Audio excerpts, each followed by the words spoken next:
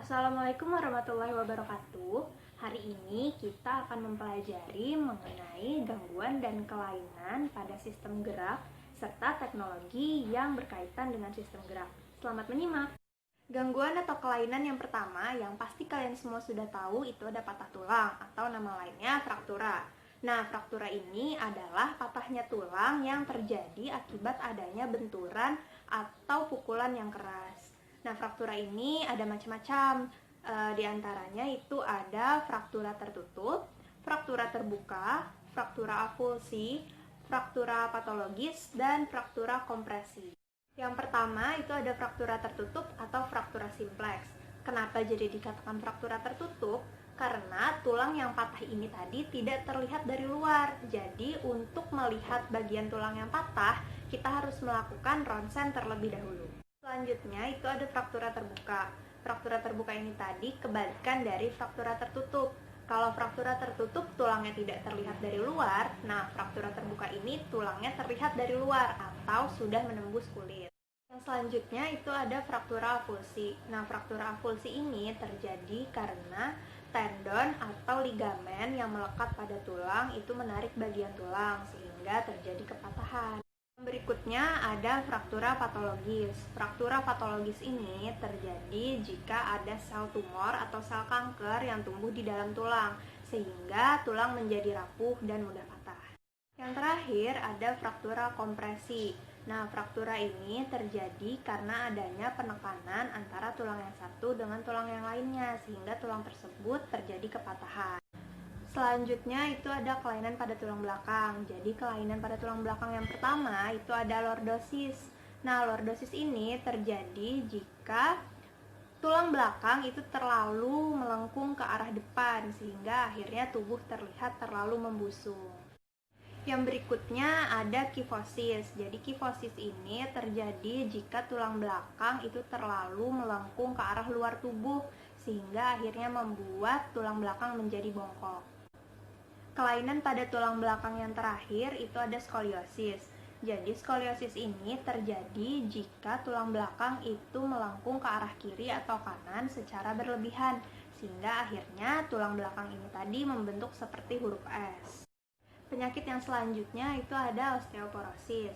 Osteoporosis ini terjadi karena berkurangnya kepadatan tulang akibat kekurangan vitamin D atau kekurangan kalsium, atau bisa juga karena kekurangan hormon testosteron pada laki-laki atau hormon estrogen pada perempuan.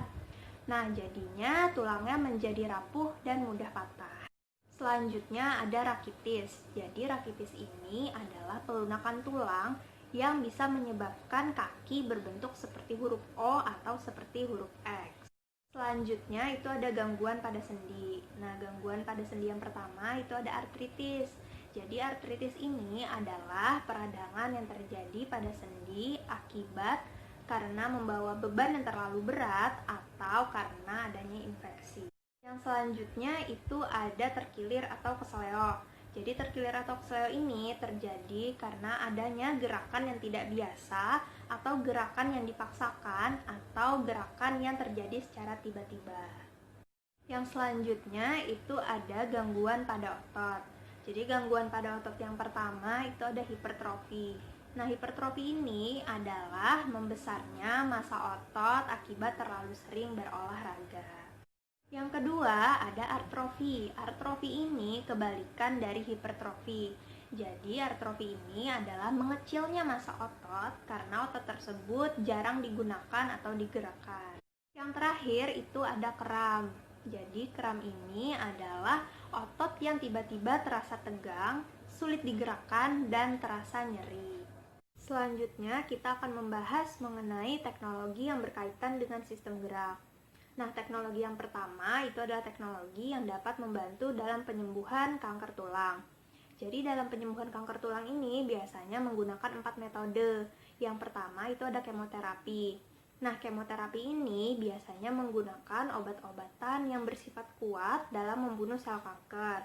Namun biasanya dalam prosesnya sel-sel normal juga ikut mati.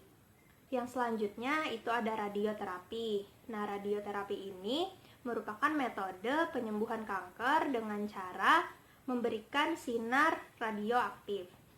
Yang ketiga itu ada pembedahan, dan yang terakhir itu ada amputasi. Teknologi yang selanjutnya itu ada tangan bionik. Nah, tangan bionik ini merupakan tangan buatan yang dapat menggantikan tangan pada orang yang menderita kecacatan pada tangannya. Yang selanjutnya itu ada juga kaki bionik. Kaki bionik ini sama fungsinya seperti tangan bionik, yaitu menggantikan kaki pada orang yang menderita kecacatan pada kakinya. Selanjutnya ada teknologi yang dapat menanggulangi kaki O. Jadi untuk menanggulangi kaki O ini biasanya para penderitanya diberikan sepatu khusus yang dapat menormalkan kembali bentuk kaki mereka. Biasanya sepatu ini juga harus terus-menerus dipakai. Teknologi yang terakhir ada bone densitometer. Bone densitometer ini biasanya digunakan untuk menentukan kerapatan tulang pada penderita osteoporosis. Dalam menentukan kerapatan tulang itu biasanya disinari dengan radiasi gamma atau sinar X. Jadi sekian pembelajaran kita pada hari ini. Semoga bermanfaat dan sampai bertemu di video pembelajaran lainnya. Wassalamualaikum warahmatullahi wabarakatuh.